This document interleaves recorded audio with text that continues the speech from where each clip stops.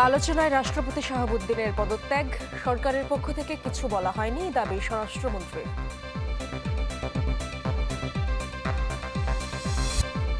রাজধানীতে তীব্র গ্যাস সংকট, ফিলিং স্টেশনে যানবাহনের দীর্ঘ সারি, যাত্রী ও চালকদের ভোগান্তি।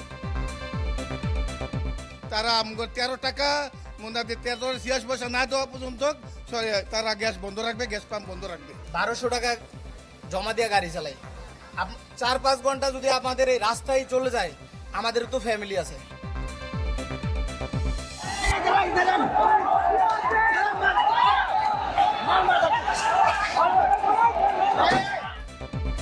ভারত জুড়ে ছড়িয়ে পড়ছে জেনজি আন্দোলন, চাপের মুখে প্রশ্ন ফাঁসের দ্রুত বিচারের আশ্বাস মোদির।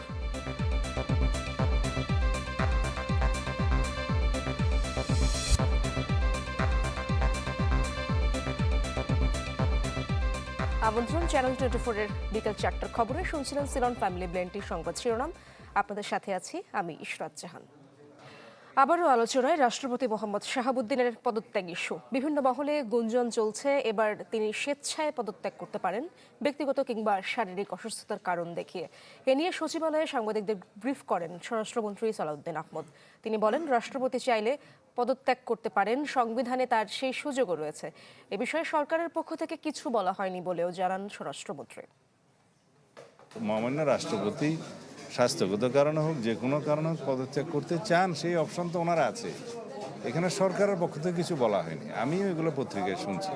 আর তিনি যদি পদত্যাগ করতে চান, সাংবিধানিকভাবে সেটা মাননীয় স্পিকার বরাবর পদত্যাগপত্র দিতে হয়, এইটুকু নিয়ম আছে, জানি, এর বাইরে কিছু জানি না। রাজধানীতে বেশিরভাগ ফিলিং স্টেশনে মিলছে না সিএনজি গ্যাস। চাহিদা মেটাতে এক স্টেশন থেকে আরেক স্টেশনে ছুটে বেড়াচ্ছেন গ্রাহকরা, তবুও মিলছে না সিএনজি গ্যাস। ফিলিং স্টেশনে যানবাহনের দীর্ঘ সারি দেখা গেছে, ঘন্টার পর ঘন্টা লাইনে থেকেও গ্যাস না পেয়ে ক্ষুব্ধ সংগ্রাহকরা। অনেকেই বাধ্য হয়ে সংগ্রহ করছেন জ্বালানি তেল। শিগগিরই এই সংকট সমাধানের দাবি জানান তারা। তাদের অভিযোগ, গ্যাসের কমিশন বাড়াতে কৃত্রিম সংকট তৈরি করে সরবরাহ বন্ধ রেখেছে ফিলিং স্টেশন মালিকরা। গ্যাস সংগ্রহের জন্য সিরিয়ালে দাঁড়ালেও ট্রাফিক পুলিশের বাধার মুখে পড়তে হচ্ছে তাদের।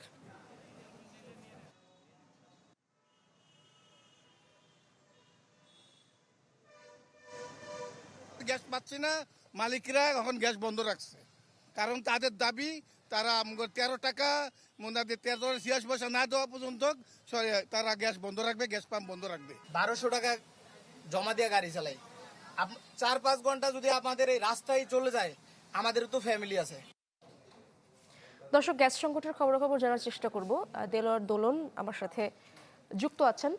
দোলন, এই সংকটটা আসলে কখন নাগাদ সমাধান হতে পারে, কোনো তথ্য কি মিলেছে কিনা?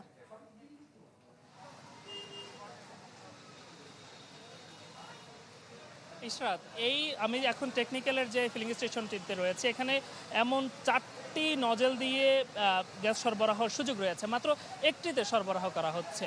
একই সঙ্গে যে সিএনজিগুলো রয়েছে, সেইগুলোতে সাধারণত 280 থেকে 300 টাকা পর্যন্ত গ্যাস নেওয়ার সক্ষমতা রয়েছে। তবে 50 থেকে 60 টাকায় কোনো কোনো ক্ষেত্রে 70 টাকার পর্যন্ত গ্যাস দেওয়া সম্ভব হচ্ছে। এর কারণ হিসেবে বলা হচ্ছে চাপ না থাকার কারণ হিসেবে। আপনি জানেন যে গত 2-3 দিন থেকে স্বাভাবিক সময়ের চেয়ে 450 মিলিয়ন ঘনফুট গ্যাস সরবরাহ কম করা হচ্ছে, যার সংকট বা যে ভোগান্তিক বা তীব্র জট দেখছেন যে ফিলিং স্টেশনগুলোকে ঘিরে, মূলত সরবরাহ না থাকার কারণকে দায়ী করা হচ্ছে। আমরা একাধিক ফিলিং স্টেশনে ঘুরেছি, বিশেষ করে গাবতলী এলাকায় বেশ কিছু ফিলিং স্টেশন রয়েছে, সেগুলো আমরা ঘুরে দেখেছি যে তীব্র যানজট, কোনোটিতে 1 থেকে 1.5 কিলোমিটার পর্যন্ত লাইনে দাঁড়াতে আমরা দেখেছি। এর প্রভাব পড়েছে আসলে সড়ক পথে। বিশেষ করে ট্রাফিক ব্যবস্থাপনায় যারা রয়েছেন, তারা দায়িত্ব পালন করতে গিয়ে হিমশিম অবস্থায় পড়ছেন। তারা বলছিলেন যে সড়কের একটি বড় অংশই কিন্তু গাড়িগুলোর দখলে রয়েছে, ফলে স্বাভাবিক যে গাড়ির গতি সেটি ব্যাহত হচ্ছে, যানজটে পড়ছেন মানুষ, ভোগান্তি চরম মাত্রায় পৌঁছেছে। এই সমস্যার আসলে সমাধান কখন বা কোথায় হবে সেটি আমরা জানার চেষ্টা করছিলাম। বলছিলেন আগামী 2 দিন কিংবা 3 দিনের মধ্যে এই সমস্যার সমাধান সরকারের পক্ষ থেকে বলা হয়েছিল। অর্থাৎ যে কারিগরি ত্রুটি যা কথা বলা হয়েছিল, গ্যাস সরবরাহে যে জটিলতা, সেটি নিরসন করা গেলেই এই সমস্যার সমাধান হবে। সব মিলিয়ে টেকনিক্যাল এলাকা থেকে যে ফিলিং স্টেশনের গাড়ি দীর্ঘ সারি, এই ছিল আমার কাছে থাকা সবশেষ তথ্য। ধন্যবাদ আপনাকে দেলোয়ার। সহকর্মী দেলোয়ার দোলন যুক্ত হয়েছিলেন টেকনিক্যাল থেকে। বিদেশি বিনিয়োগ বাড়াতে ভ্যাট ট্যাক্স ব্যবস্থা আরও সহজ করার উদ্যোগ নিয়েছে সরকার। রাজধানীতে এফডিআই সম্মেলনে একথাই জানান প্রধানমন্ত্রী তারেক রহমান। দীর্ঘমেয়াদী সংস্কারের মধ্য দিয়ে বাংলাদেশকে বিদেশি বিনিয়োগের অন্যতম গন্তব্য হিসেবে গড়ে তোলার কথাও জানান তিনি। প্রধানমন্ত্রীর আশা 2034 সালের মধ্যে দেশের অর্থনীতি হবে $1 ট্রিলিয়ন। এই আন্তর্জাতিক সম্মেলনের আয়োজক foreign investors chamber of commerce and industry FICCI. এতে অতিথি প্রধানমন্ত্রী তারেক রহমান সহ বিভিন্ন দেশের কূটনীতিক, বহুজাতিক কোম্পানির নির্বাহী, ব্যবসায়ী নেতা সহ প্রায় 600 বিশিষ্ট প্রতিনিধি। এই সম্মেলনে আলোচনা পর্বে বক্তাদের কথায় বিনিয়োগ পরিবেশ, প্রতিযোগিতামূলক সক্ষমতা বৃদ্ধি এবং ব্যবসা পরিচালনার সুযোগ ও চ্যালেঞ্জের বিষয়গুলো উঠে আসে। We are going to create an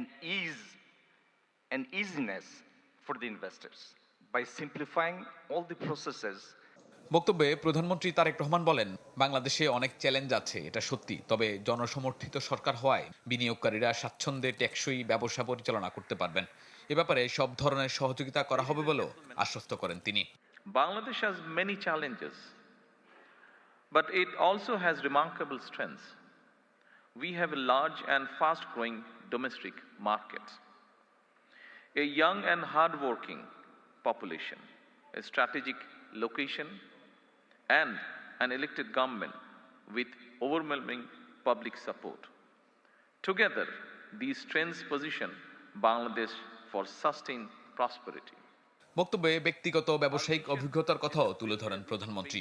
বলেন, বাস্তব সমস্যা বোঝার সুযোগ হয়েছে তার। জানান, বাংলাদেশে যেমন অনেক চ্যালেঞ্জ আছে, তেমনি আছে সামর্থ্য। Before entering politics, I also started my career as a businessman.